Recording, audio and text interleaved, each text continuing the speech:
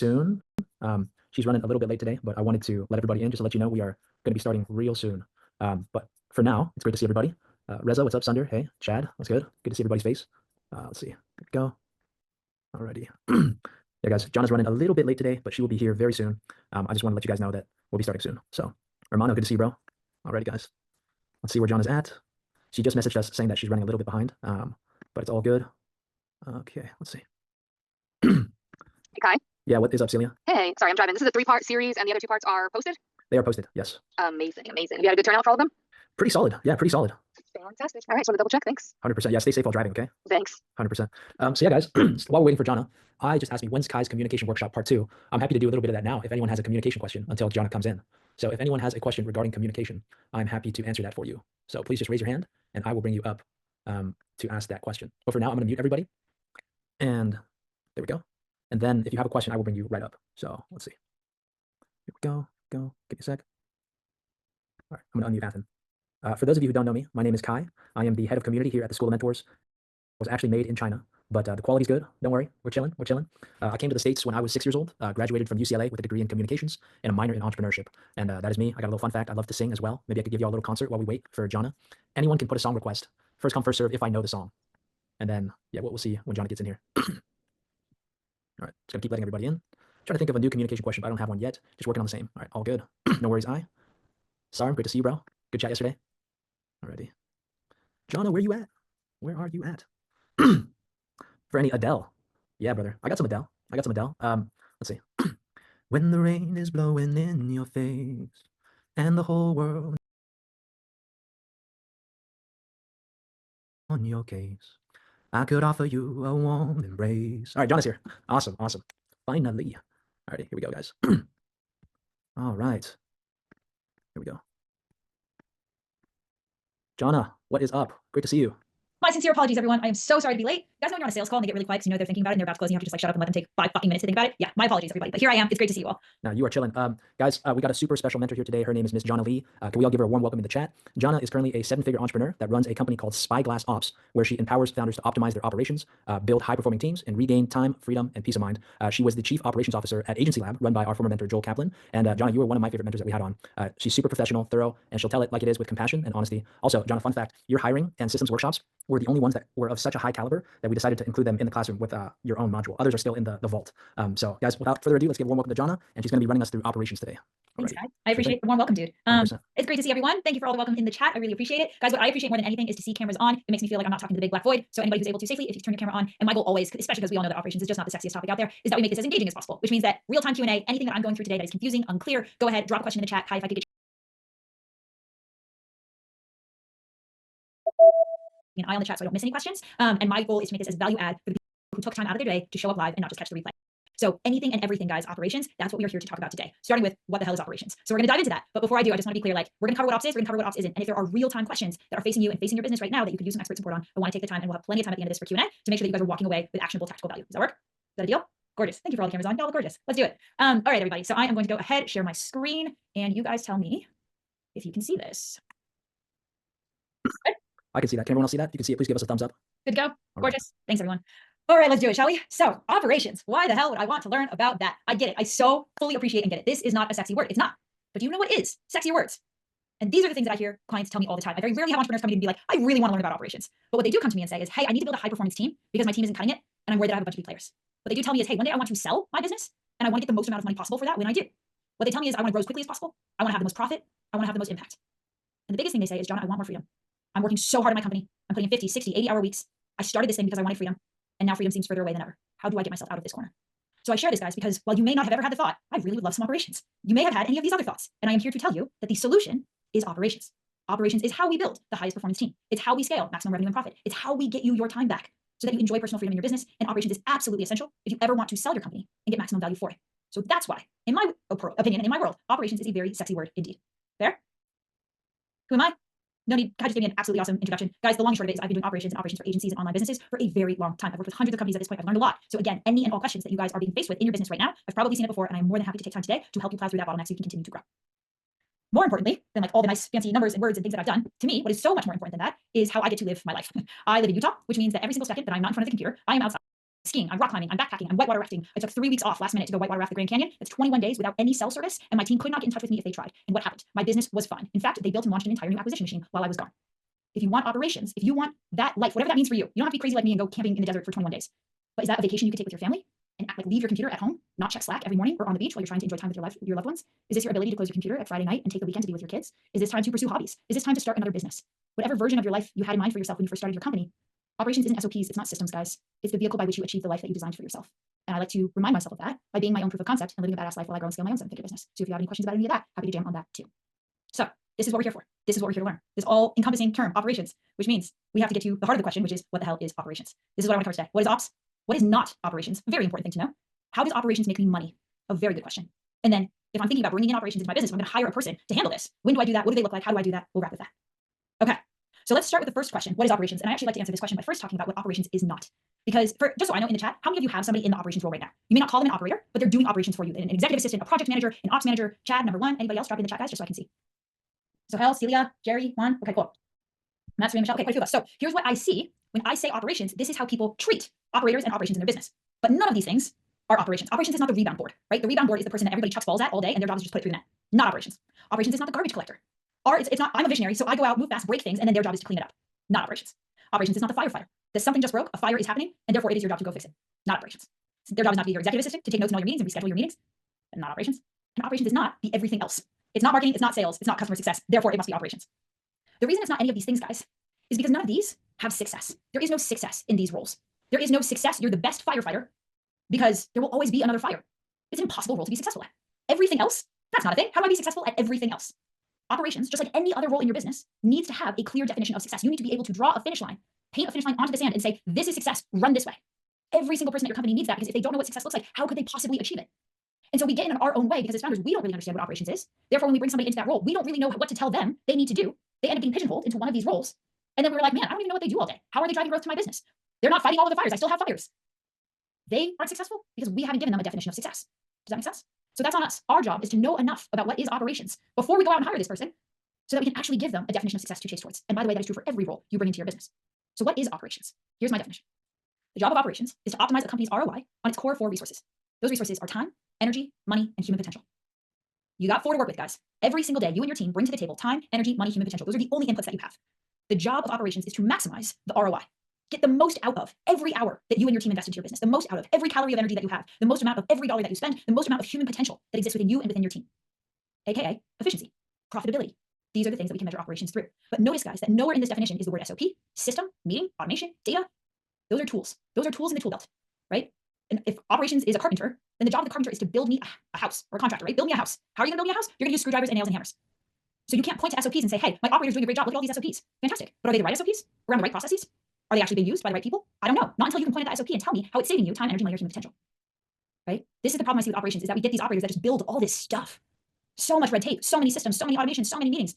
And in fact, all of that does is slow us down. And then we fire them and we say, operations must just not be for me. No, guys. Operations, when done well, is like putting soap on a slip and slide. Because let's be honest, you're going for a ride no matter what. The question is how much friction is in the system. Their job is to extract the friction. Any questions on this definition of operations? Drop in the chat so I can make sure that I'm not moving too fast here.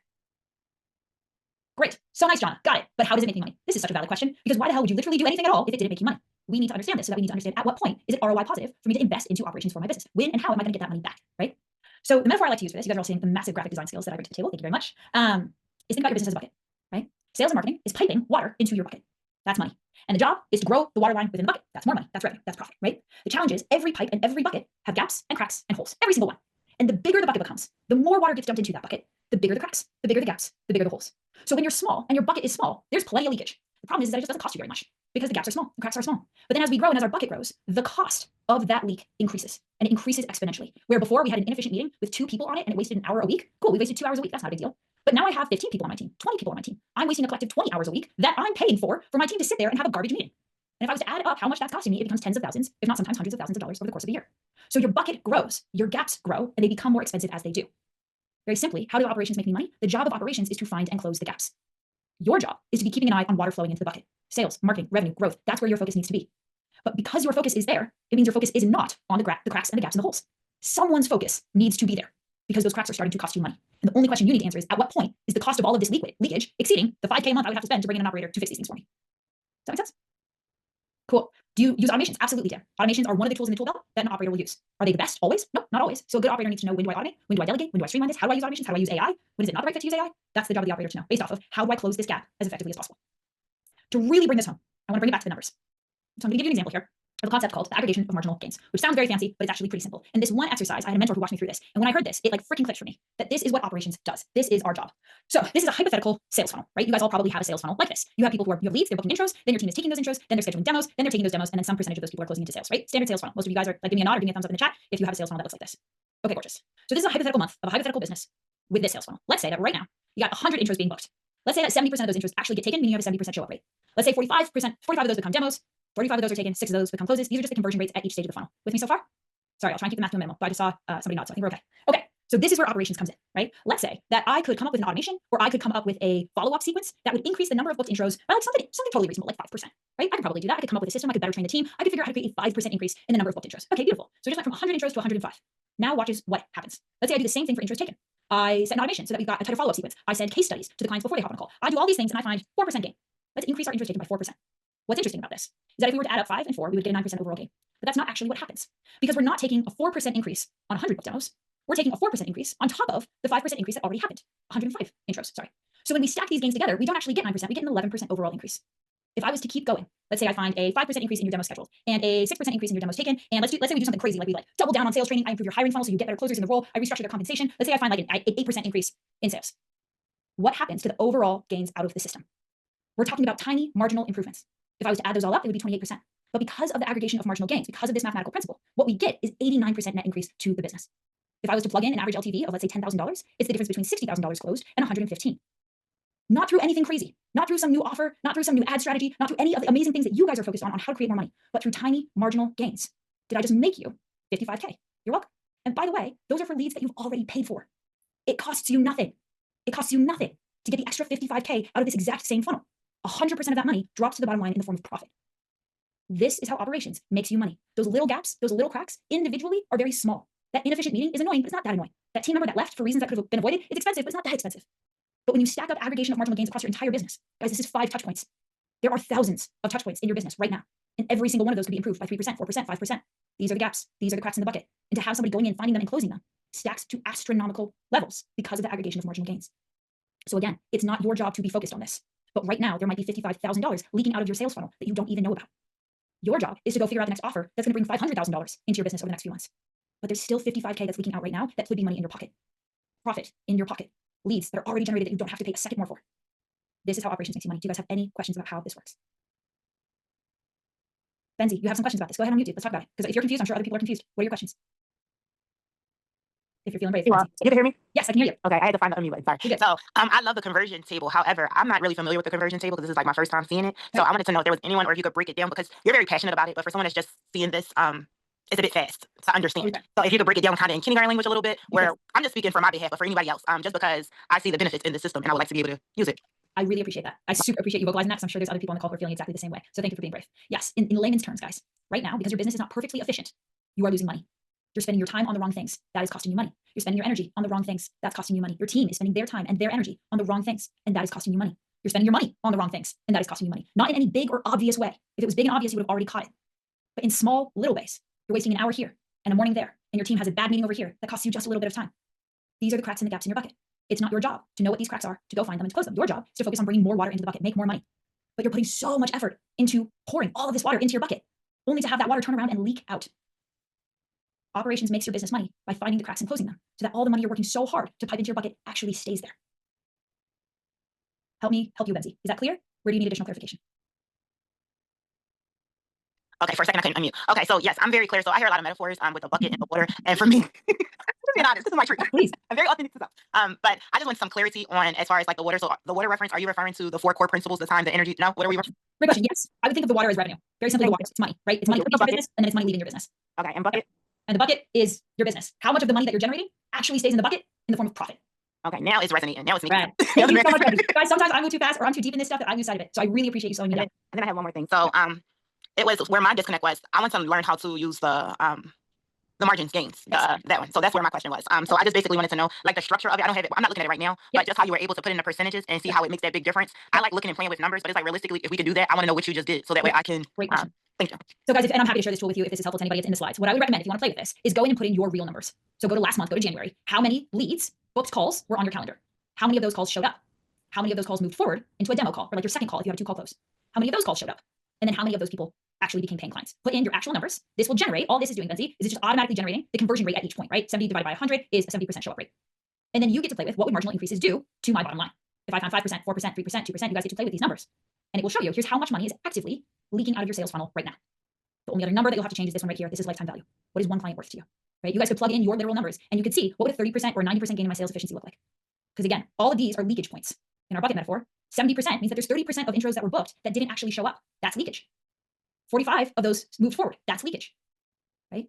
So every conversion point across your company is a place where money is leaking out. Every action your team takes, every hour they spend, every meeting they show up on, every Slack message that gets sent is a potential point of leakage. Thousands that stack up against the cost of marginal gains. So I saw some questions in the chat about how do we find these leaks? How do we find these cracks? It's a great freaking question. And what I'm here to tell you is that, well, so long as you're your own operator, yeah, that's your problem, that's your job. You guys need to go out and find those things. But the solution, the way that companies at scale solve this problem, is not by you learning how to do that, but by hiring in an operator who does it for you. I've worked with hundreds of visionaries. I have worked with hundreds of operators. They literally don't see the same business. Visionaries look at a business and they see water waiting to be piped in, revenue generating opportunities, growth opportunities. We need that. Because otherwise, how the hell is water going to get into your bucket? We need that to grow. But that lens is fundamentally different than the lens that looks at the same exact bucket and sees the leaks and the cracks. When I stepped into my first agency as COO, I literally didn't even know what operations was. But what I didn't see was the marketing campaign that they were about to launch that was going to get them another 7 figures. What I did see was the merchant processing system that was costing them $50,000 a month, and they had no idea. When you look at your business, do you see the water or do you see the cracks?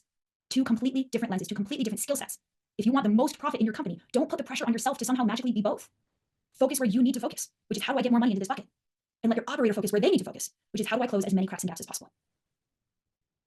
So you guys have other trainings from me, trainings on systems, SOPs, hiring, onboarding, firing. I've given you guys a ton of resources to go and start closing these gaps that already exist.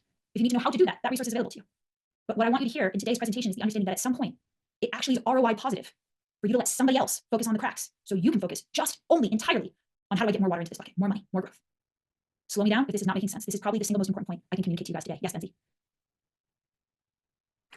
Okay, so I just wanted to make sure that I'm hearing you correctly, right? Because I like to play with numbers. And for me, my personal goal is to sell 1,000 units of something that I'm creating. And I haven't created a sales funnel and different things of that nature. So I want to play with the margin information that you just gave us. So would I go based off of what you stated, the leads, the booking, all of that information and play with it there so that I'm able to produce that percentage of what I'm looking for, my potential gains, and then play off of it there? Is that the way I should structure it to see the most? So guys, this is brilliant, Benzie. Thank you. Okay. So let's pretend for a second that all of these numbers are way smaller. For all of you guys that are just starting out, right? Like this is a pretty scaled up business. This business is acquiring 6 new clients a month. Maybe you are nowhere near that. Maybe you're getting like 20 leads right now a month. And maybe I'm just gonna make up some numbers here. So bear with me. Right? Maybe you're getting 2 a month.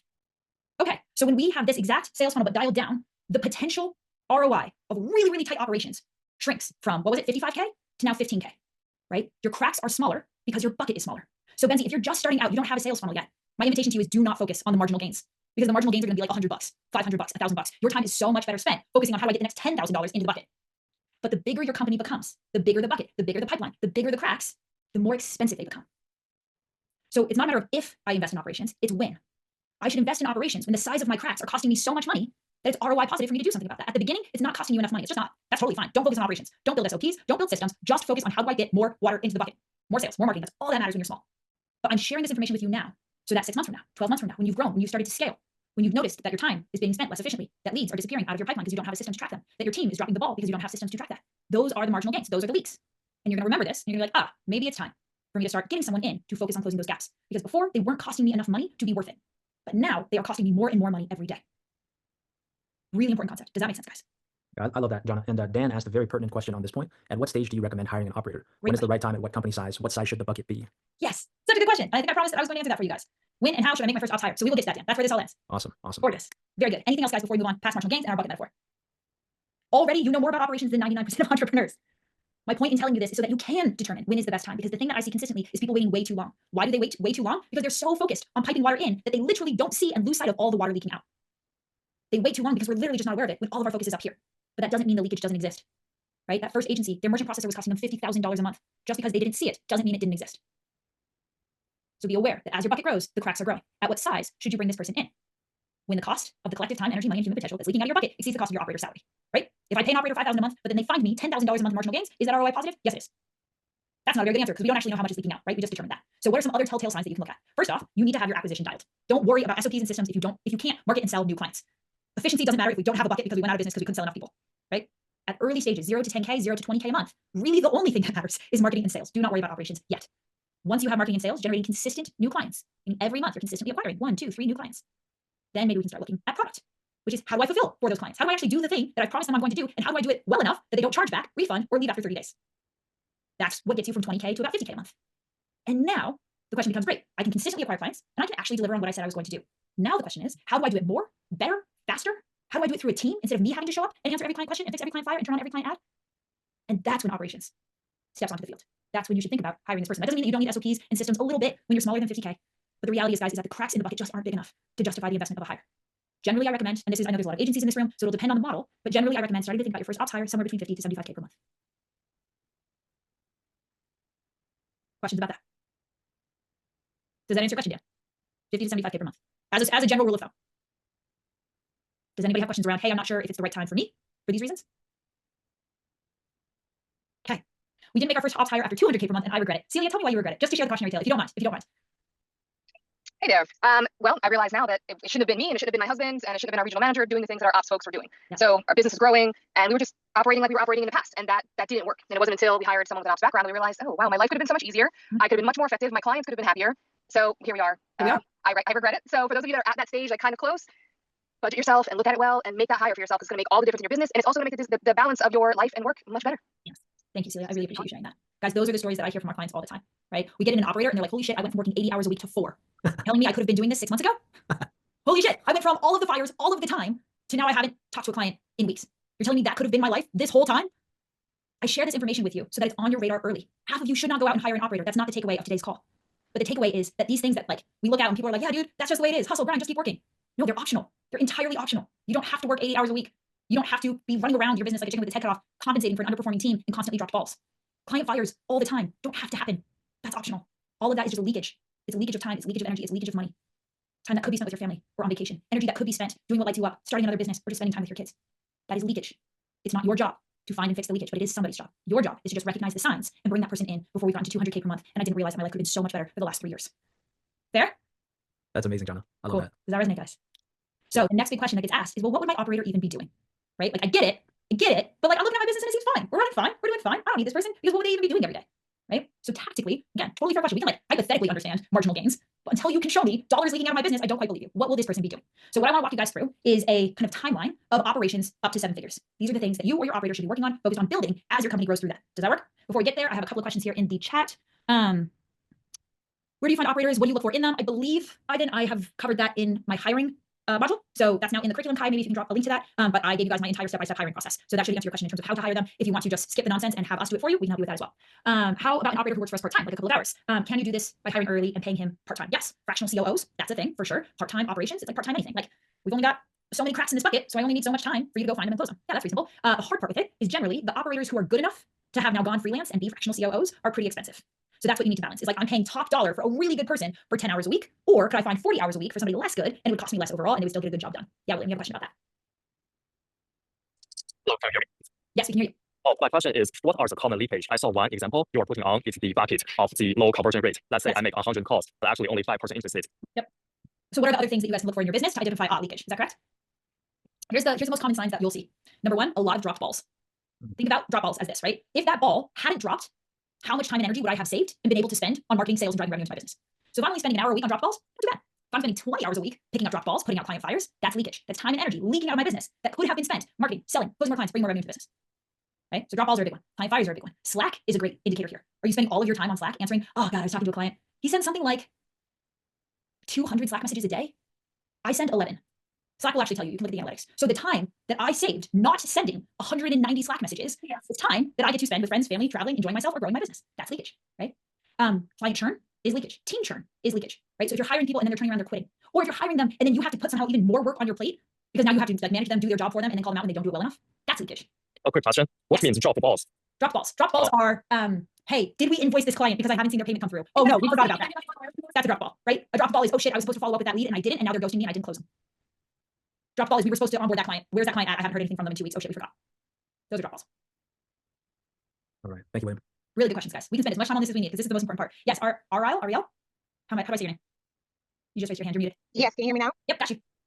I'm wondering, I worked for a company in the operations department, Mhm. and one of the first things that I noticed as like a success manager is that we had a lot of chargebacks, and we weren't really doing we weren't doing a great job of cutting people off when they didn't pay when they missed a payment, for example. Mhm. And we also did a really bad job of recuperating funds. And I'm Yeah. wondering, from an operations perspective, what are some practical or tactical things that one could do to recoup those funds? Does that make Yeah. sense? 'Cause it kind of felt like, what do we do? Chase after people who don't have money, but Yes. there felt like there had to be a solution there. Yes, totally. So this is a great example, right? We have very literal dollars leaking out of our business because people should have paid us and they're not paying us. How would operations solve this problem? If I was your operator, I would do a couple of things. I would sit down with your marketing team and I would design an ideal client avatar so we stop closing people and attracting people into our marketing funnel that can't pay us. Then I would go into the marketing funnel, I'd add a qualification form so that people who can't pay us get automatically kicked out. Then I would go to the sales team and I would train them that anyone who's doing less than this dollar amount a month, we're not going to close. Then I would go to the onboarding team and I would say, hey, we're going to set expectations around how billing works and we're going to do that during our launch call. Then I would go to the client success team and I would say, you are collecting a contract on the very first call and you're collecting payments at this frequency. Then I would go to the billing team and I would say, how are we automatically setting up subscriptions? And when the subscription fails, what's the SOP in place to capture that, turn off their ads immediately so that we're not spending any time or money on somebody who hasn't paid us, and then put an SOP in place where our automation reaches out to that person, gets a new card on file, and then does not restart their ads until that payment is collected.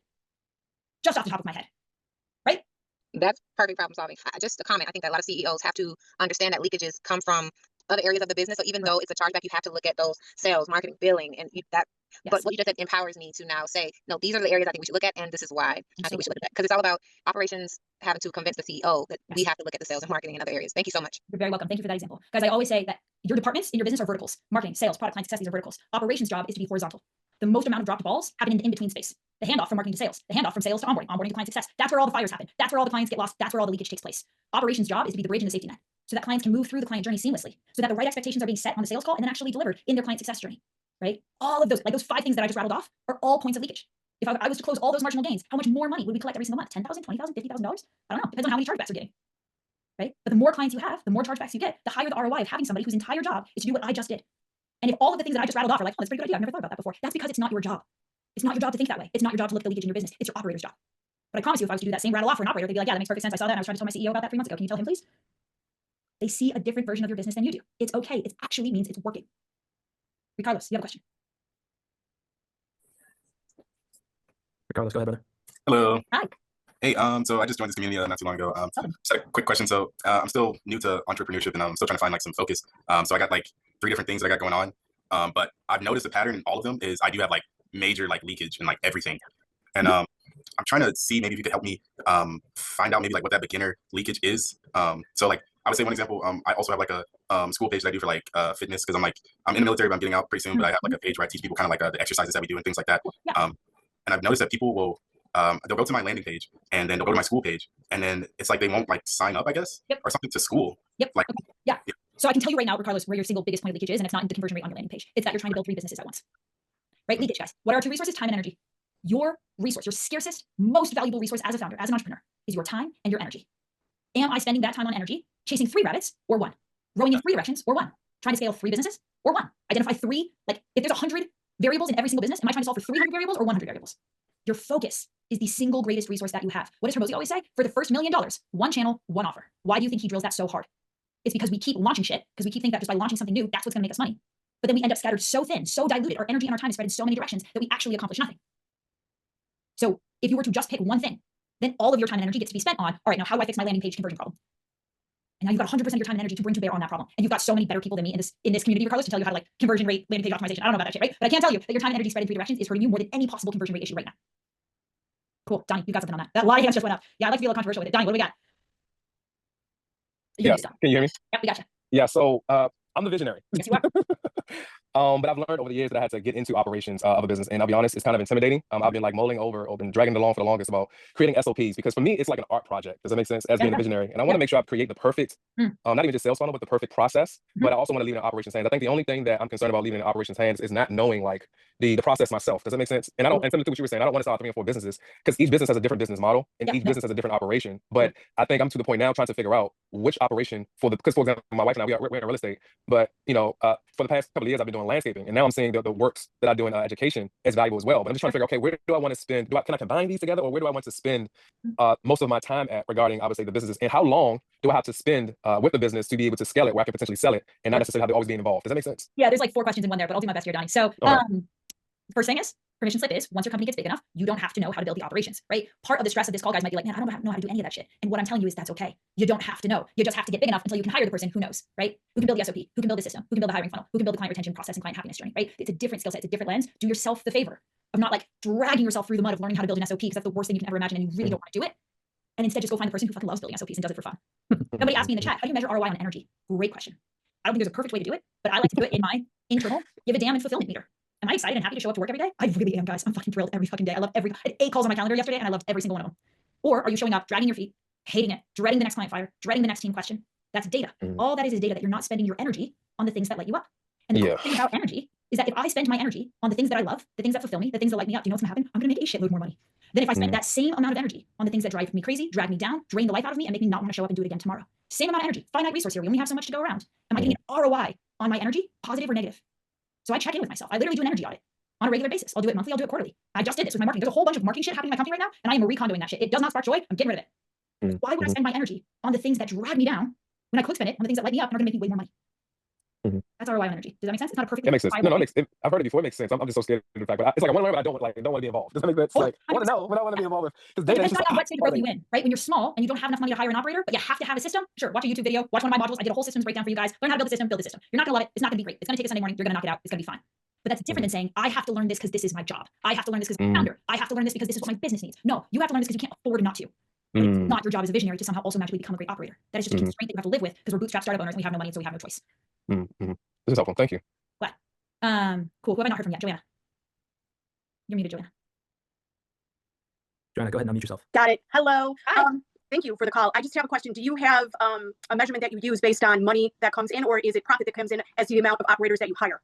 So if you have 60 million, if you're doing $60 million worth of business per year, and I'm not saying that's profit, I'm saying you're doing $60 million worth of business per year. Do you have a structure for that? And I might have not seen your first two. No, you're good.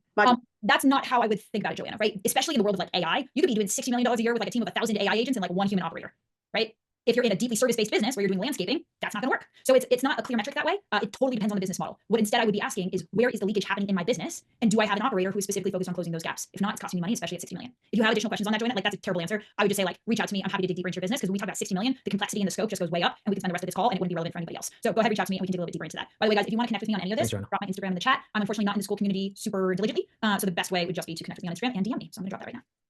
Awesome. Cool. And Yes, Stefan wants to get back to like, what is an operator actually doing? We're getting there, Stefan. We're almost there. Kai, you want to keep moving?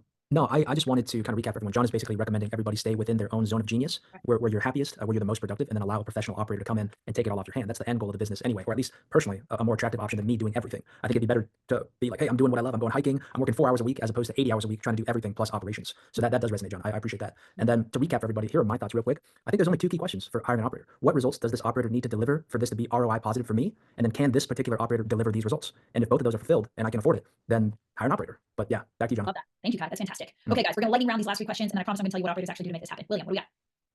Let's keep it quick, guys. Okay, so my question is, what is the threshold between I only considering sales and marketing versus I started considering the potential leads?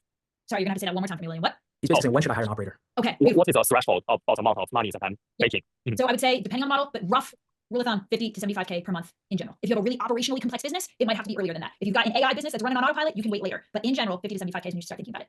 Okay, a quick follow-up. So when someone starts to transition from operation problems, what is the biggest ignorance they have that causes them most pain? What causes the most pain is the founder's time and energy, guys. The thing that causes you to get so frustrated at your company that you burn it down, exit early, or pivot, that's the most pain that operations is causing, right? That's where it's costing you, in fact, your entire business. If you had operations in place so that you didn't burn out, so that it was sustainable, so that it was enjoyable for you to continue to grow it, all of that potential growth is ROI that can be attributed back to operations. Because without that person, I would have been so frustrated and so burnt out that I would have walked away from the whole damn thing. So yeah, your energy. It's protecting the CEO's time. Vladimir, come up. Let's do this real quick, guys. Vladimir, what do we got? Oh, I can't hear you, brother. I cannot hear you. Something about your audio. You figure that out, bro. I'm gonna bring up Benzie. Okay, thank you. So I do have a question because a lot of things was in alignment for today. For me, my overall goal would be to inspire 1,000 people to follow their passions to generate income. So I do have a business. However, with my business, I'm very good at doing Facebook ads and Google ads. I have no problem with that. However, I did a pivot. So I went from skincare and now I'm going to digital assets. So I'm creating digital real estate, which I look for it more as in a campaign phase and not a business, so to say. So I feel like I do need a sales funnel. And that's why I was asking. I don't know, but what's your question, Benzie? What's your question for me? Do you think that the sales funnel will help me as far as like with the campaign compared to structuring it the other way, although I don't have the numbers, like all the lead things. What I would say, guys, there are genius experts that I know Kai and his team have brought in on sales and marketing. I would direct sales and marketing questions towards them because I'm not the best expert there. But in general, will a sales process help me close more sales? Yes. Will a marketing funnel help me close more marketing leads? Yes. Right. But that doesn't mean that you need a spreadsheet with numbers in it. That means that you need a set of steps that you're walking a sales lead through that takes them through the act and the decision-making process of saying yes to you. That's I was just speaking for the analytics part of everything. Like, yeah, no, and to start, again, guys, like time and energy. What's the ROI on investing time and energy to gather data? When I can just look at my calendar, I can be like, yeah, I had 5 leads this week. Boom, data done. The time and energy invested in building out a whole spreadsheet and getting the perfect data system in place, it's just not worth it. It's not going to generate ROI for you. Your time and energy is better spent in early stages. Your time and energy is better spent just picking up the phone and getting another lead. So if you're just starting out, please hear me when I say, do not focus on operations. It's a distraction. It is pulling time and energy, and it is not giving you an ROI on it. Operations becomes important when the cost of not having it costs you more than it would take to just fix the problem. All right, Vladimir, what do we got? Vladimir, you're the last guy, and then we're going to continue. Hi, John. Thank you very much for your great energy. I really like your fulfillment meter. Can you please give us one example? Vladimir, dude, you muted yourself. Sorry. Can you please give us an example of operation problem what you solve when you come to the company? Like just example without maybe mention the names. Sure. So when we work with a client, we come in, my team does a full operational audit of the business, and we generate a totally custom 12-month operational roadmap. Essentially, we tell you, here's all the leakage. Here's what's not working. Here's why you're frustrated. Here's why you're not growing. Here's why your team sucks. Here's why it's all happening. Here's exactly step by step what you need to do over the next 12 months to fix that and to make it happen. Then they get to decide, that's so smart. Thank you so much. We would love to work with you to solve these problems. And if they say that, then we say, great, here's a fractional COO. So we will place a trained member of my team into your business to get started fixing these things. And in the meantime, we will go out and we will either recruit or train your long-term head of ops, COO, whatever operator you need, right? We'll go recruit that person if you don't already have them. If you do have them and they just lack skill and knowledge, then I have a coaching program called COO Academy to level them up. The goal is that within the first 6 months, you've got the right second command operator in the role, we've onboarded them, handed things off to them, and now we're supporting them in fixing all your stuff and getting you to that version of your business that you want according to the 12 months we laid out for you. That's a very quick. So I didn't realize it's a kind of business just to do operation. Like you created it. Awesome. Correct. I built a business to help clients do exactly this because again, guys, your job is to not know how to do this in your business, but it is my job and it does need to happen. So if you need my help with it, we can do that. DM me on Instagram. Happy to chat more about that. Amazing. Thank you. You're very welcome. Thank you. Appreciate the opportunity to do my elevator pitch. All right, Kai, we get to keep moving. We are chilling, Jhana. Let's do it. All right. So we've now determined operations. It's important, but what does it actually look like at each stage of growth? What can I point to in my business and say, yeah, my operator needs to be focused on building that. So again, guys, I'm going to share my screen here and I'm just going to give you a quick walkthrough of the journey generally that companies will take from 0 to 7 figures when it comes to their operations. Can everybody see that? Should be a quick thumbs up. Cool. All right. As we go through this, I'm about to cover a lot of information. Classic. Ask yourself 3 questions. Where am I in this journey? Meaning, like, which revenue bucket do I fall into? And then in whatever revenue bucket you find yourself in, I'm going to give you a list of here's the operations that need to start taking shape in your business at that stage of growth. So you get to then look at that list and say, which of these do I have? Which of these do I not have? And then what do I need to build next, right? For you guys at 0 to 10K, we're going to cover that in the very first slide. Don't sign off the Zoom call afterwards because I'm going to give you the roadmap of everything that then is coming down the track. So you know what operations is going to look like for you 6 months from now, 12 months from now. Yeah, cool. Awesome. 0 to 10K. What are we doing at 0 to 10K? We are making shit up because we have no freaking idea what's going on and we need to figure it out. Otherwise, nobody's going to buy anything from us, right? So operations at this stage of growth is largely a distraction. There is very little operationally that needs to get built out into your business. You need pretty much an email with a Google Drive so that you have a place to store your sales pitch deck. You need a bare minimum set of systems so that people can find you, so a website, and then book calls on your calendar, so Calendly. And that's about it. Oh, and then you need a way for them to take payment, so Stripe. That's it, guys. The only operations that need to be built at this stage are the operations that will support you in marketing and sales. Get more leads, close more leads. That's all that matters. Anything outside of that can wait until you have figured out how to consistently get leads and close leads. 0 to 10K. Any questions? Great. Don't build SOPs, guys. SOPs for who? You don't have a team. Who needs SOPs? 10 to 50K. This is the next revenue bucket. I imagine many of you in this room fall into this bucket. So this is when we start to put some initial processes, some initial systems in place at this stage of growth. You likely won't have an operator yet. So you have to figure out how to build these things. That's why I did the first 2 calls in this series. This is call 3 out of 3 because I gave you the walkthrough on systems and processes, these exact ones. So on the process side, we're making our first hires. So we need to know how to hire people. There is a process to do that and to do that correctly. You guys already have it in a previous recording. We need to start having team meetings because now we have all of these hires and now we need to run meetings. Okay, cool. I believe I covered how to run effective meetings in that module as well. And then you're going to need your basic SOPs. SOP stands for standard operating procedure. It's essentially just how work gets done in your business. I have a whole module on SOPs. And at this stage of growth, you probably need like 2 to 3. How do we onboard clients? How do we fulfill on clients? How do we offboard clients? That's about it. On the system side, this is where we start to invest in a little bit of technology. We have a team, so we need to be able to talk to that team. Dear God, please do not text, WhatsApp, Facebook message, or Voxer your team. Just get Slack. It's free. Just get Slack, guys. Take it from me. It scales, it works, it's professional. Pick one channel to talk to your team. Do not talk to your team across 5 channels. We have a client doing 5 million a year right now, talking to their team across 5 channels. And do you want to know what their team is doing? Spending 80% of their day trying to track down where the hell the CEO sent me that message about the thing that I need to do. Not using Slack is costing this client at least $1 million a year. Don't be that guy. Just pick one channel, stick to it. Slack. Client communication channel. How do we talk to our clients, right? So we have to be able to talk to our team and we have to be able to talk to our clients. Generally, this is email. support@yourbusinessname.com. That's it. We don't text our clients. We don't call our clients. We'll Zoom our clients sometimes. But again, so many problems happen down the road when all of the clients got really used to having your personal cell phone number and now they're all texting you and your client success manager is like, what's going on with that client? What happened yesterday? And you're like, oh, the client's gone. They left. I didn't tell you that. Leakage. That's all leakage. None of that needs to happen. It is all fixed by having one channel that everyone can access to talk to your clients all the time. That's email. A sales CRM. CRM stands for Client Relationship Manager. Essentially, it's just a piece of tech that helps you track all of the active marketing and sales conversations that are taking place. The go-to in our space is called Go High Level, and I'm sure that there are many other coaching calls present and available to you guys on what this is, how to build it, and how to set it up. Essentially, at this stage of growth, you're talking to so many leads, right? Back to our marginal gains, that if I was just trying to keep track of all of them on a spreadsheet, I'm going to forget leads, I'm going to forget to follow up with them, I'm not going to put their email in correctly, I'm going to accidentally delete a lead. All of that is leakage. So it makes sense to have a system that helps us keep that funnel really, really tight and minimize the leakage that's falling out of it. That's your sales CRM. you're going to begin to have what I call the single source of truth. I did an entire module for you guys just on this system because this is the single most important system that you can build on the back end of your business. So make sure to go check that recording if you want to know. This is your project manager. It manages all the day-to-day tasks and executions of your entire back end team to make sure the right work gets done without dropped balls. Very important system. And then lastly, basic financial tracking. We now need to know how much money should be coming in every month. How much money are we spending every month? Did all of our clients pay? Did they pay on time? How many chargebacks? How many discounts? We have to start tracking the cash flow because there's enough cash moving through the business that we can't just, yeah, I'm profitable this month. Good, keep going. We need to get a little bit more precise than that. I know a lot of you guys are at this stage of growth, so I'm going to pause. What questions do you have about any of these systems or processes? Straightforward? We've all got this? We're all masters? Fantastic. I'm at this stage. I don't feel like I'm using ClickUp. Are you using ClickUp, Jonathan? Well enough. Okay. Yeah. Well, I'm not sure, man. How do you feel about it? I was like, is that a feeling? Like, am I using ClickUp? There's a whole module on ClickUp is a single source of truth system. So go to that single source of truth module. I break down, here's the 4 core things that ClickUp needs to do for you. Here's how they work. Here's how to build them. So the whole walkthrough is there for you. that was a nice chuckle, by the way, bro. Yeah. Anything else, guys? It's the end of the day. I'm getting a little bit sassy. If I get sassy at you, no, it's because I love you. Yes, I don't know how to pronounce your name. I'm so sorry, but please unmute yourself. You just raised your hand. First of all, thank you, Jhana. I mean, it has been a wonderful call. Lots of literally gold nuggets being dropped. So my quick question is like, I have a small company like back home in India as well as here. So for financial tracking, what would be the best method to track the spending and all that stuff? Like, I know QuickBooks and these things, but my company is still in the initial stages, like only a couple of months old. What would be the best financial tracking? Great question. Yeah, when you guys do get to the point of financial tracking, I would recommend QuickBooks. The reason for QuickBooks is that when you go to sell your business, the first thing that a potential buyer is going to want to see is the last 2 years of your P&L. And so having an accounting software like QuickBooks, even though it's a pain in the ass to set up and keep it up to date, it's an asset that stacks over time that allows you to make good financial decisions over time. And when you go to sell, you've got clean financials. Nothing will make a buyer run away from your business faster than your ability to deliver clean financial tracking to them. This can also just be like a spreadsheet, like again, basic. You can have QuickBooks and it's fancy and nobody really looks at it except for your accountant. And then you got a spreadsheet where you're like, this client's supposed to pay me this much money on this day. That also works. Again, at early stages, that also works. Absolutely. Thank you very much for letting about the valuation part down the line. So thank you very much. Yeah. Yes, love it. William, what's the question, sir? Also, thank you for keeping it to just one question, bro. I appreciate you. That was cool.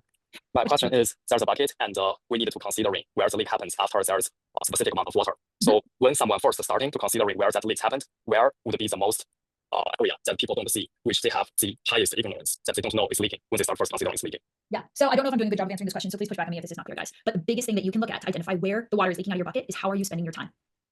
Am I spending my time on low value client FAQs and team questions and client fires and running around in Slack and trying to track down client invoices? None of those things make you money, right? They all need to happen, but they don't make you money. What makes you money is marketing and sales. So I'm spending first 2, then 5, then 10, then 20 hours a week doing stuff that doesn't make me money. That's leakage. You can look at that. Actually, I have a whole, if you guys don't mind me dropping this, I have a whole free training that I'm doing next week on an exact step-by-step exercise to help you audit your time, identify where it's leaking, and then what to do about it. Would that be helpful to people? Please drop that, John. All right, cool. Give me just a moment. Let me find the sign up page for that. You guys can all register for it. But that's leakage, right? How am I spending my time? Am I spending my time on things that make me money and make me happy? Or am I spending my time on all of the day-to-day bullshit that I don't want to be doing, is driving me crazy, burning me out, and not actually growing my business? I love that. That's amazing. So to summarize, guys, income generating and happiness generating activities, and the income generating activities are generally marketing and sales. That's it. Marketing and sales. Everything else is leakage if the CEO/visionary is doing that thing once you hit a certain point. Correct. Yeah. Guys, again, I'm doing a whole free training next week. Anybody is invited to attend. I'm going to give you my exact time audit exercise. The goal of that exercise is that effective immediately, you should free up between 3 to 5 hours per week of busy work that you shouldn't be doing. And then long term, when we run this with our clients, we free up anywhere from 10 to 20 hours per week just using this one exercise. So if you feel like you're not spending your time on the right things, go ahead, join us next week. That's going to be the best way I can help you with that. Guys, that is super amazing. Freeing up 10 hours a week could be a huge game changer. I mean, just the 80-20 principle, 2 hours of a 10-hour workday generates 80% of your activities, your progress or your income. If we can free up 10 more hours, you get 2 more hours on the 80-20. Like that's crazy. So put it another way, right? 10 hours a week, 50 working weeks a year. If I could wave a magic wand and give you 500 extra hours to do whatever you want to with, how much bigger would your company be at the end of the year? How many more clients would you have closed? How much more marketing would you have done? How much more content would you have created? How much more time would you have spent with your family?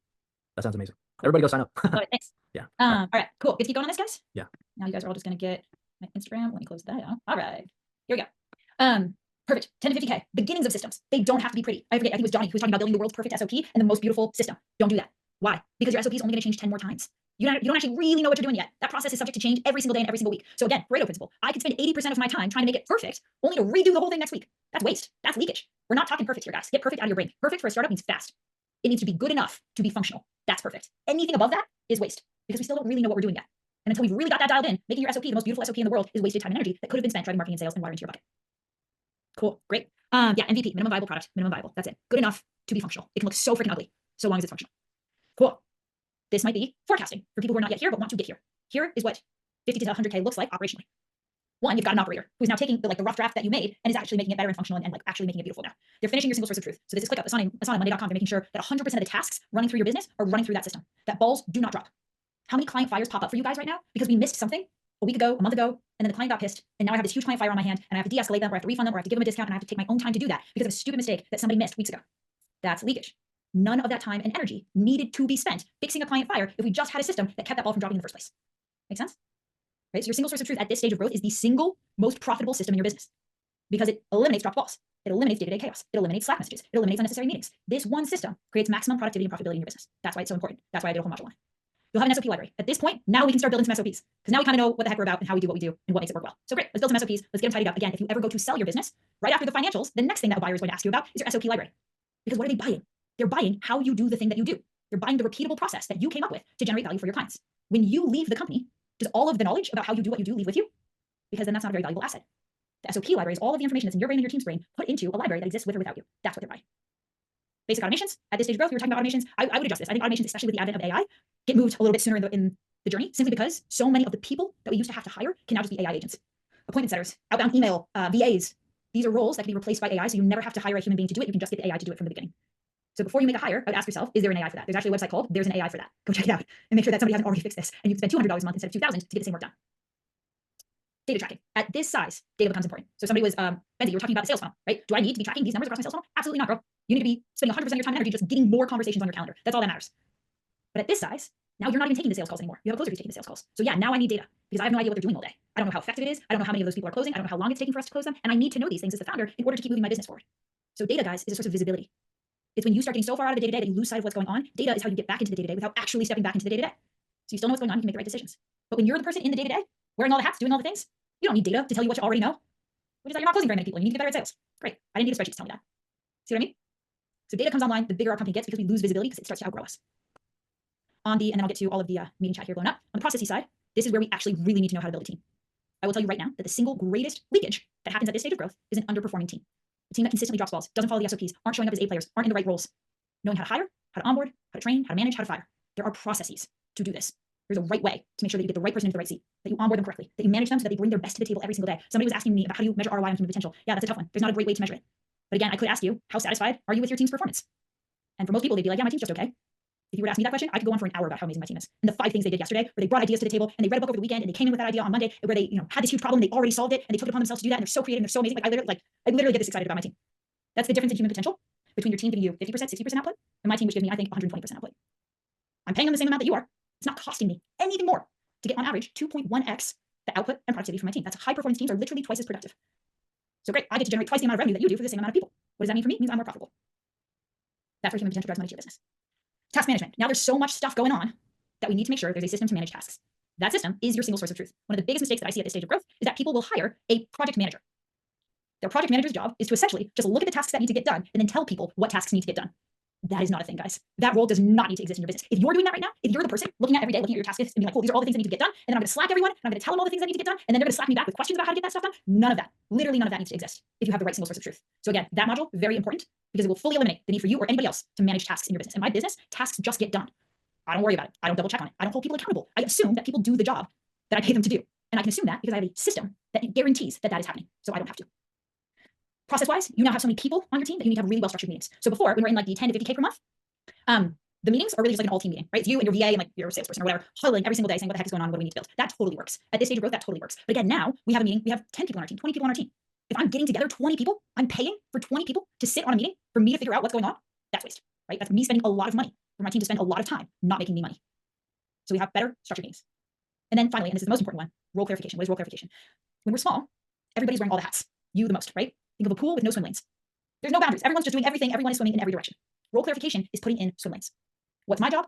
What's not my job? What's your job? What's the handoff between my job and your job? So that balls don't get dropped. A lack of role clarification is why your team is underperforming, is why you feel like you have to herd cats, is why all the balls are getting dropped all the time, is why you feel like you can't get out of the day-to-day weeds of your business. I can almost guarantee it. So if any of that is resonating, it's because there's a lack of role clarity if you're at this stage of growth.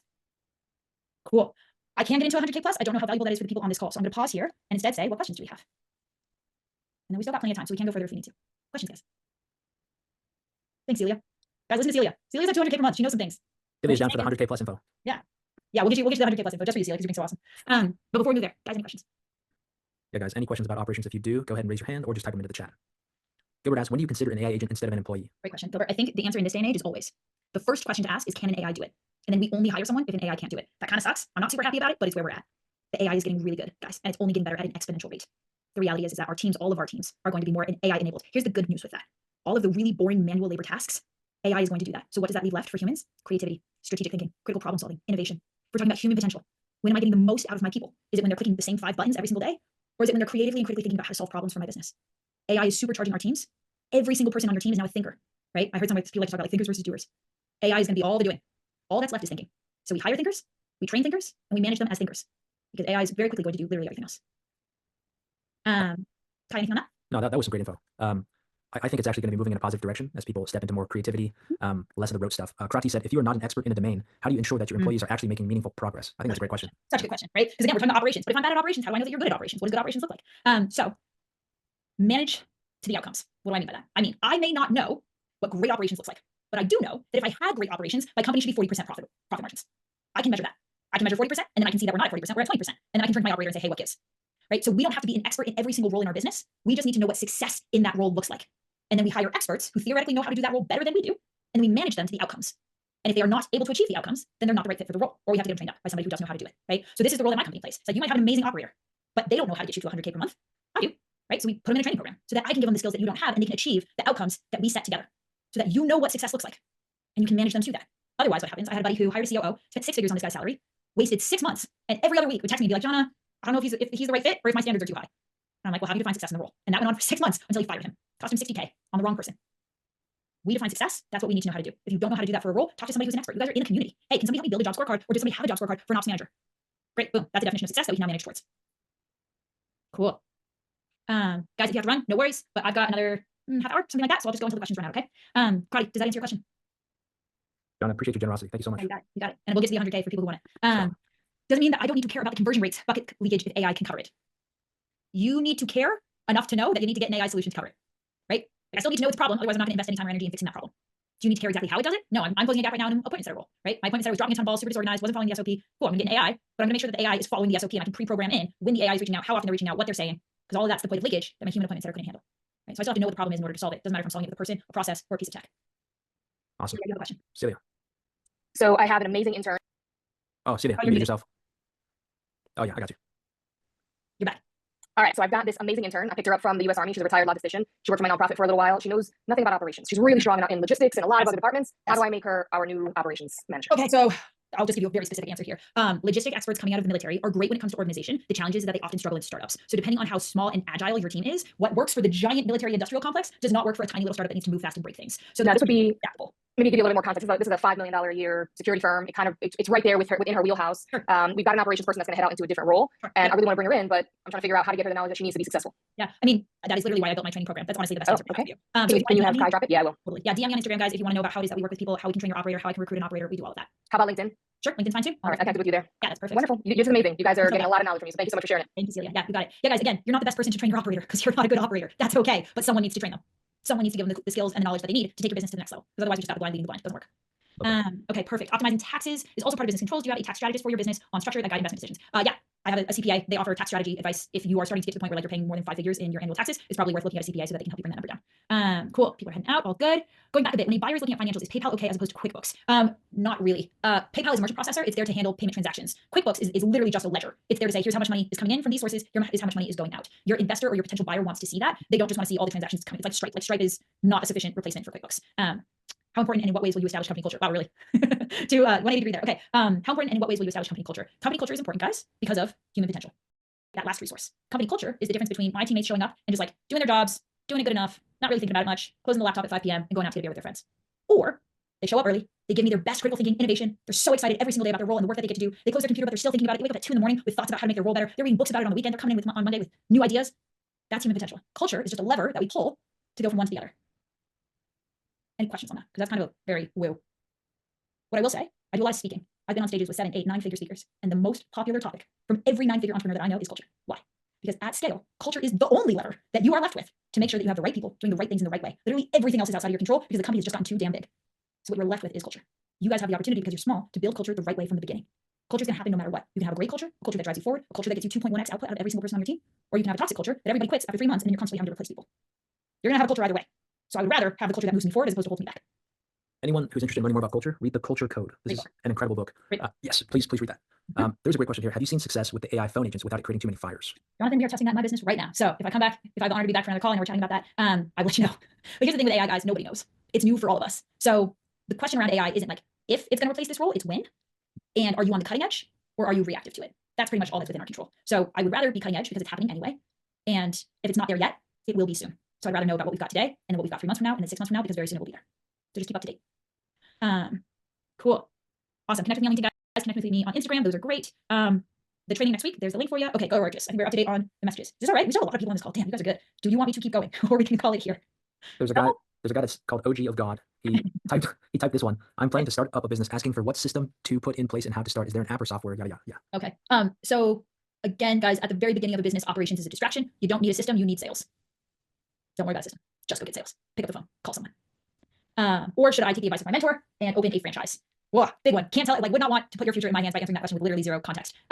What you get when you buy into something like a franchise, what you get literally is their operations. That's what you buy into. You buy into the proven model that's already worked at 50 other locations, therefore is much more likely to work at your location. That's why. But you only get, I don't know, 15% as opposed to 100%. When you start your own business, you get 100%. Why? Because you have to make all of that shit up by yourself from the beginning. That's what you get paid for. So I think the question comes down to how much risk do you want to take on and how much stuff do you want to figure out for yourself? Hopefully that is a helpful starting point when making this decision. Cool.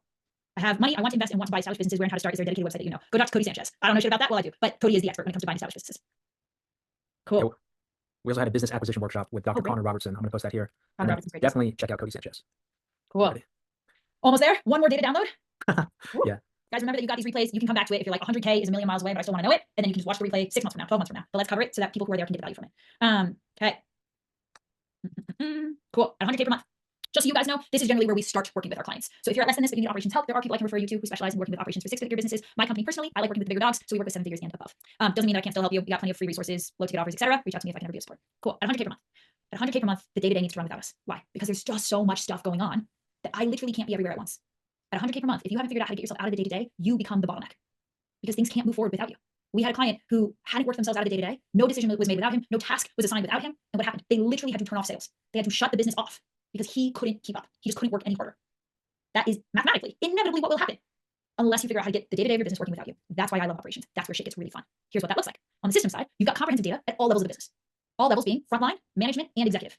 I need to know that because if I'm completely out of the day-to-day, I need to know what is happening on the frontline. Otherwise, I can't make good decisions on behalf of my company. So data becomes absolutely essential at this stage of growth. You cannot make good decisions. There is no gut check decision anymore because you're not involved. So what are you gut checking? You have no data. That's where data becomes really important. Advanced financial tracking and analysis. So again, like at this stage of business, guys, business becomes a numbers game. It's not what do I think is going to drive the next wave of growth. It's no, what do the numbers say? Where do I think our sales funnel is broken? Nope. Let's look at the conversion numbers. Let's figure out, oh, it's a no-show rate. Cool, we'll fix that. Why do I think clients are leaving?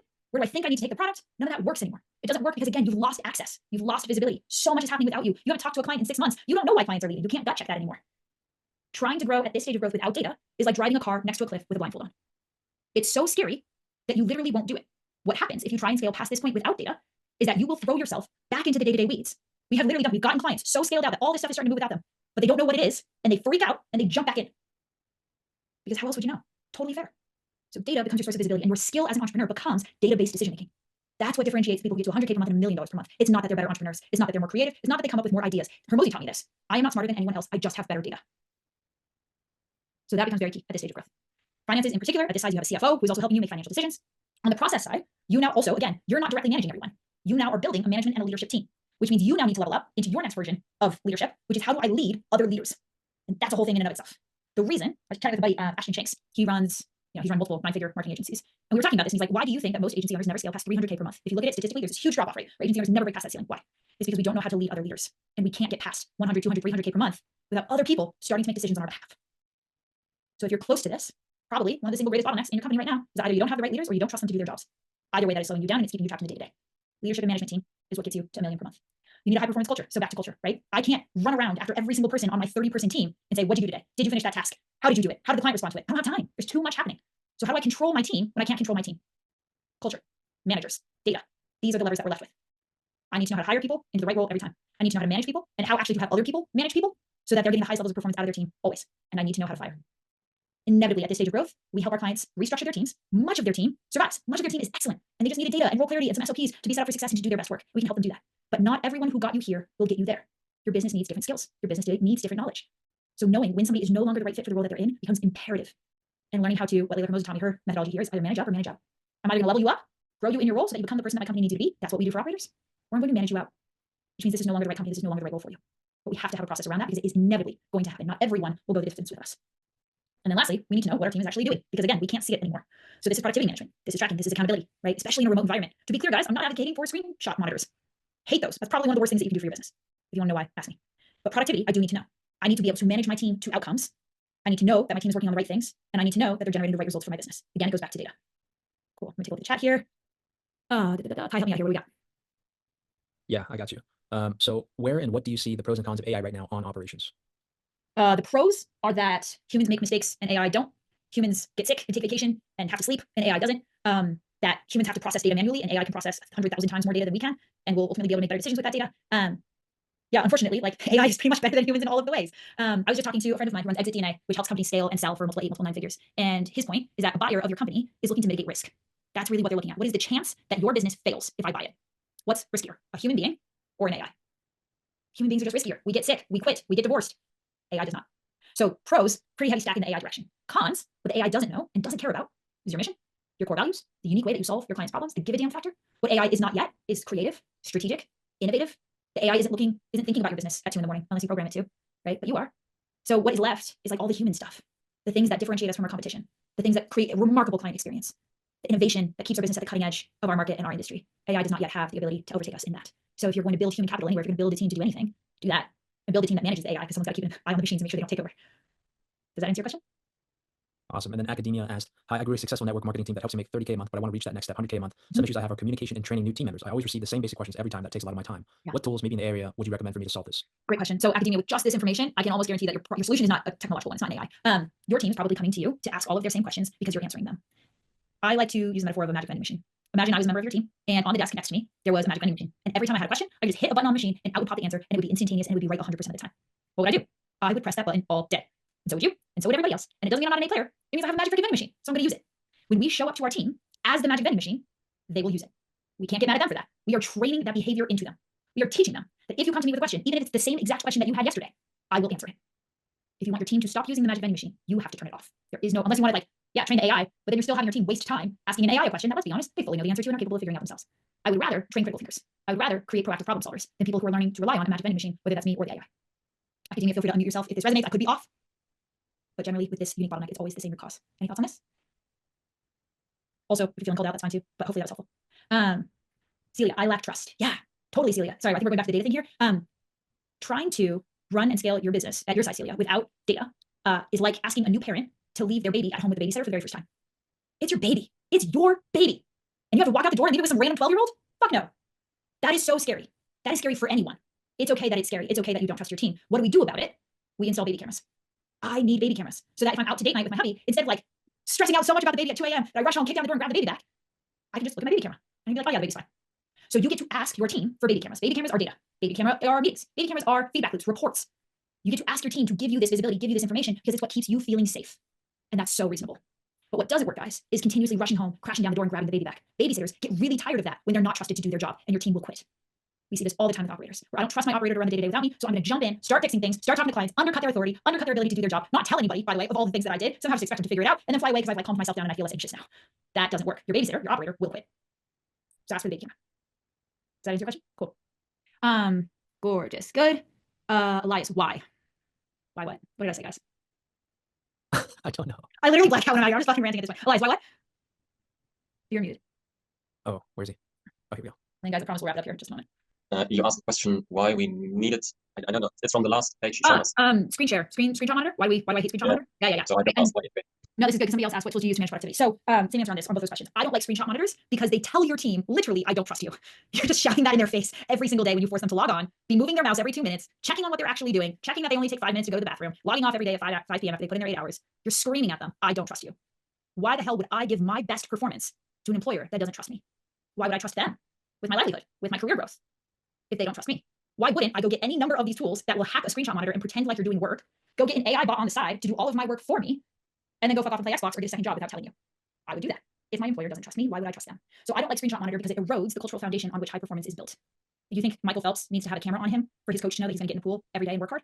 No. There are other ways to motivate our team and make sure that our team is giving us their best. That doesn't erode the trust and the autonomy that we give to high performers. That's why.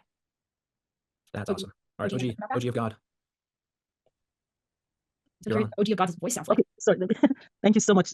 Thank you. Really appreciate it. I really got a lot of knowledge right now. So I was going to ask a question before. Can't mistake me for a guy. So I was asking about, okay, I was going to start a business soon, but I was thinking of just thank God I got to join this call. Like just as you said, you shouldn't go into hiring different people now when you are still going. Thank you so much. I think that's where I'm going to start from. So I was starting a kind of business where it's a kind of a produce business, a big produce business. We're doing a lot of wholesale, groceries produce, where you have those, I'm going to go to detail like boxes of tomatoes, boxes of peppers, and all that. So my mentor who's taking me up is someone who I was buying from him in little scale. I used to sell it from the house. Now I want what to your go. question is. What's your, like, in one sentence, what's your question? So my question is, he was suggesting if I can come under him as a franchise, or I want to. Okay. Or I want to go about opening mine. So we're going to meet this weekend, talk about it. But I'll be trying to put that together in my mind. Yeah, so I would refer you to answering that question earlier. If you're like the first franchise manager, yes, it looks like that. Yeah, then like you're the guinea pig in the experiment. I don't know how much you actually gain because a bunch of stuff is not going to work. A bunch of stuff is going to break anyway. So if you're going to go that direction, at least get paid really well for it because you are taking on a pretty significant amount of risk if you're the first franchise owner. That's not a franchise. They've just built a business and now they're wondering if you want to essentially pay for the privilege of figuring out how to recreate their business for them. So I would make sure that you get paid for that. Okay, so should I just go about mine or not? Girl, I have no idea. There's so many more variables at play there than I can tell you. But I would think about how much risk am I willing to accept, and then how much do I need to get paid for the risk that I'm willing to accept. And is he willing to accept that much? Cool. Thank you so much. I appreciate You're very it. welcome. I'm going to lightning round some of these questions in the chat here, guys. Where would ops be needed in a successful podcast channel on YouTube? Operations would be needed to produce the podcast episodes, to engage with the comments and the followers and build your audience, to theoretically convert that audience into whatever it is that you're selling them and how you're monetizing, and then to fulfill on however it is that you are monetizing. So it doesn't really matter, guys. Like every business has operations. Somebody asked me what are the verticals? Marketing, sales, product, client success. Those are the major verticals in any business. Operations is there to make sure all of those verticals are doing their best work and then being the connective tissue and the safety net between them to make sure that balls don't get dropped. What tools do you use to manage productivity? If anything, I would do time tracking, and I would do time tracking on a quarterly basis. The time tracker that I use is Timeler. But Sunder, before just jumping into a time audit, again, doing a time audit, you really risk Big Brother syndrome. You really risk eroding all of the trust and all of the autonomy of your team. Time tracking is something to be dealt with very carefully, and it matters how you roll it out. It doesn't matter that you do it. It matters how you roll it out. So don't take this as my permission to be like, yeah, go time track your team. They won't mind at all. They will, unless you roll it out correctly. So just want to offer you that disclaimer. Jonathan, so glad you're here, dude. Thanks for being here. Donnie, I'd be curious to know what this information on operations. I'd like to know what should you identify in another company's ops to make it the best business venture.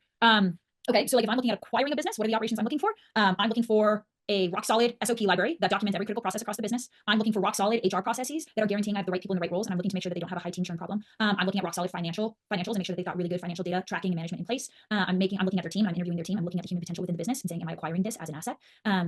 All kinds of stuff. Like due diligence is what you're referring to, and what do companies go through in a due diligence process? Pretty much you have to open the kimono. Like the person who's buying your business is going to look under every nook and cranny because they want to know what it is that they're buying. It builds a lot of trust if instead of them having to like go in and claw around and try and figure everything out, you're instead just able to give them the Bible. You're like, yeah, you want everything? It's in a color-coded and alphabetized Bible. Here you go. And they're like, wow, you really have your shit together. I believe you. And that helps in the buying process a lot. So if you're 1 to 2 years out from wanting to sell your business, you need to start thinking about buttoning up your operations so that when it comes time to sell, you've got your ops dialed, ready to go. You can give the buyer everything that they're looking for. That's going to smooth out the due diligence process in a major way. Due diligence is mostly where deals fall through. So it's in your best interest to create that.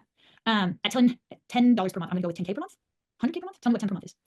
Is it smarter to try and build out an AI agent on your own or outsource a company that's already done this? Great question. It's true pretty much for anything here. How much time and energy is it going to take for you to build it versus how much money are you going to make from having it built right? If it's really expensive in terms of time and energy to figure it out yourself, and it's not going to make you a lot of money, outsource it. If it's going to make you a ton of money to build it out all by yourself, but it's going to take 2 weeks to do it, take 2 weeks to do it, right? It's not about, is it always AI or is it not? Is it always outsourced or is it not? Guys, operations is about ROI, input to output. How much time and energy and money and human potential do I need to invest for how much ROI am I going to get out from that decision? Everything is relative. Does that make sense? So I wish I could give you a better example, Jonathan. If you have like a specific AI application you're wondering about, drop that in chat. Okay, AI tools, loving the AI conversation, guys. You're caught up. I'm all caught up. Woo! Did we do it? We did it. Wow. To the 47 of you who are still on this call, you guys are fucking awesome. Thank you for being here. That was almost 2.5 hours. Holy shit. Really enjoyed it. Thanks for asking amazing questions. Hope you guys got value out of this. And reach out to me on Instagram if I can ever be of support to you now or in the future. Kai, any final thoughts? No, I mean, that was amazing. Thank you so much, Jhana. Guys, I'm going to unmute everybody. So go ahead and share some love with Jhana. Some thank you. And also, Jhana, if you want to drop your Instagram again, that would be fantastic. And then just, oh, hold on, you're muted. Here, I'm going to unmute everybody. Let me see how to do this. Ask all to unmute. All right, there we go. Yes, guys, everybody follow Jhana. I think that was amazing. And on behalf of the School Mentors community and the team, thank you so much, Jhana, for your time, for coming with this amazing presentation. Guys, let's say thank you to Jhana. Everyone. Thank you, Jhana. Thank you. Appreciate you. Thank you. Great to meet you Thank you, guys. Jhana. Thank you so much, Jhana. All right, everyone. Have a great night. Yes, we'll see you next time. Bye, guys. Thank you so much. Thank you. Take care. Kai, Yeah, what's up? you staying on the call? I'm looking for a way to export the chat on mobile. I wonder if you guys are gonna start including those in with the recordings. Yeah, so they come out really, really like weird. Just text format, no? Yeah, it's got like all the timestamps and stuff, and it's like, oh geez, like this is a lot to look at. But I'm going to post that right here. So I just reposted the. Thank you. Yeah, so anyone who wants that can go ahead and download that. Ooh, that was a crazy call. Amazing information. We went for 2 and almost a half hours, so I'm probably not going to stay on too late to discuss today. But if you guys want to chat about it, we can chat about it for a little bit. Yeah, anyone want to chop it up about that call? Holy moly. She's a plethora of very useful information. She is, Joanna. She really is. Yeah. And, hey, though. Ooh, my dogs know I need some de-stressing. Yeah. It's a lot to freaking keep up with everybody in the chat. You guys Yeah, are you blowing do a me great up. job, man. I give you props. Totally. Thank you. You guys were blowing me up today. Yeah, Sheesh. she had a lot of value add, and I definitely connected with her on Insta, and I DM'd her. So I work in multiple businesses with a variety of different, monthly incomes, and I think, she can definitely help out with a bunch of stuff. But yeah, I mean, she's got it in there from if you're starting from nothing to, if you're making 100K or billing out 100K a month. So it's exceptional information. I agree 100%. That was fantastic. You're very welcome, Arjun. Thanks, James Tagalog. By the way, guys, I just checked and her systems module is not up yet. I'm going to get in touch with the team about that, and we will get that up very soon. Selena, I'm glad it was amazing. I'm glad you learned a lot. Sean, appreciate you. Yeah, I thought that was great. Let's see.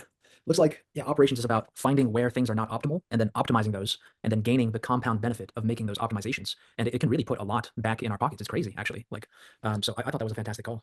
Thank you, Sunder. I appreciate the heart. Thank you. Thank you. I thought that was beautifully said, Kai. Where's the view? Where are you operating from?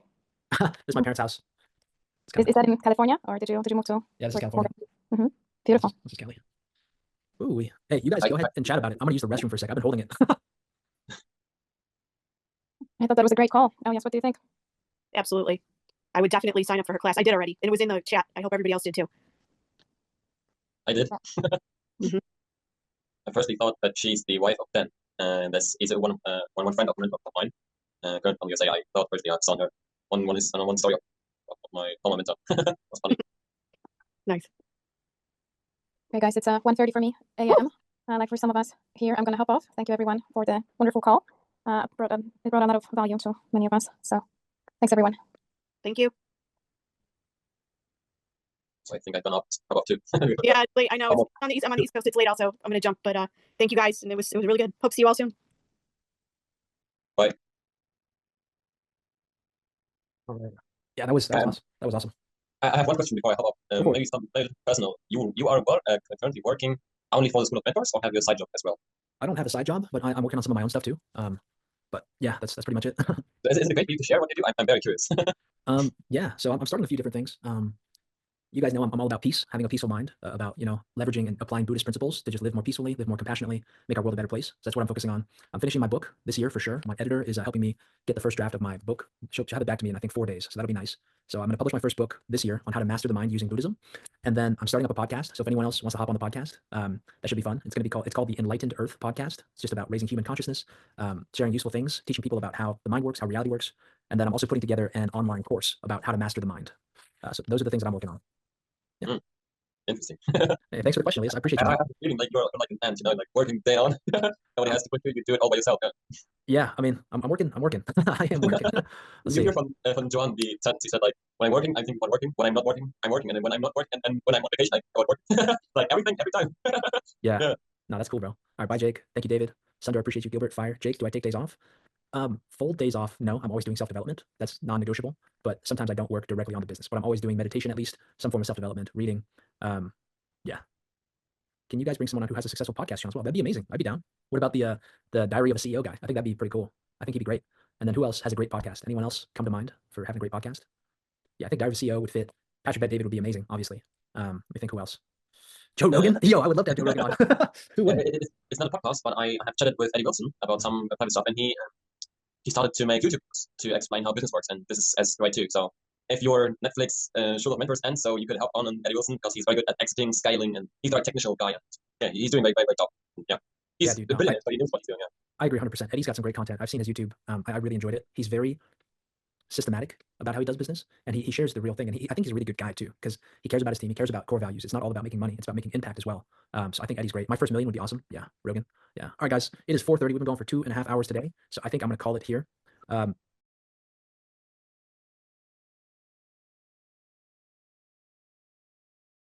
not the right guy, Teresa. I'm still figuring that out myself. I think StreamYard might be an interesting one to look into. That's a streaming platform.